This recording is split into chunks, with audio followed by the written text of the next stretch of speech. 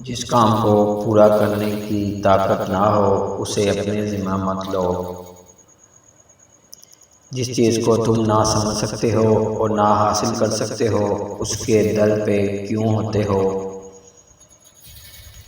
جب تم جان لو کہ تم حق پر ہو تو پھر نہ جان کی پرواہ کرو نہ مال کی۔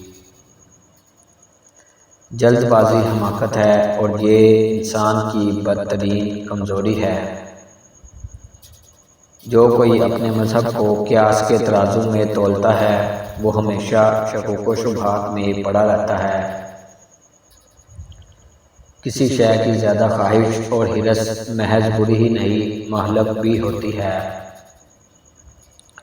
دولت کا بہترین مصرف یہ ہے کہ اس سے عزت و آبرو کو برقرار رکھ۔ وہ سب رخصت ہو گئے جن سے محبت تھی اور اب میں ان لوگوں میں ہوں جو مجھے پسند نہیں۔ اپنے کام کے صلے کی واجب سے زیادہ امید نہ رکھو۔ دنیا کا رنگ بدل گیا، وہ نیکی سے محروم ہو گئی، کوئی نہیں جو ظالم کو ظلم سے روکے۔ وقت آ گیا ہے کہ مومن سچائی کی راہ میں بے چین ہو کر نکل پڑے اور اپنا سب کچھ اللہ کی راہ میں قربان کر دے۔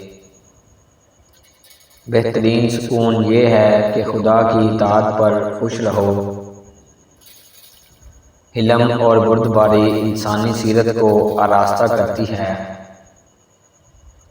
عظمت و بزرگی کا بہترین ذریعہ سخاوت اور نیک عمل ہے۔ بدترین حاکم وہ ہے جو اپنے مخالفوں کے سامنے بزدل ثابت ہو اور نامردی دکھائے لیکن کمزور اور محکوموں کے سامنے جرأت کا مظاہرہ کرے۔ اگر زمانہ تیرے ٹکڑے بھی اڑا دے تو پھر بھی مخلوق کی طرف مائل نہ ہو۔ ذلت برداشت کرنے سے موت بہتر ہے۔ اگر جسموں کے لیے موت ہی مقدر ہے تو انسانوں کو راہ خدا میں شہید ہونا بہتر ہے۔ ظالموں کے ساتھ زندہ رہنا بجائے خود جرم ہے۔ حماقت کیا ہے؟ کمینوں کا اتباع اور گمراہوں کی اطاعت۔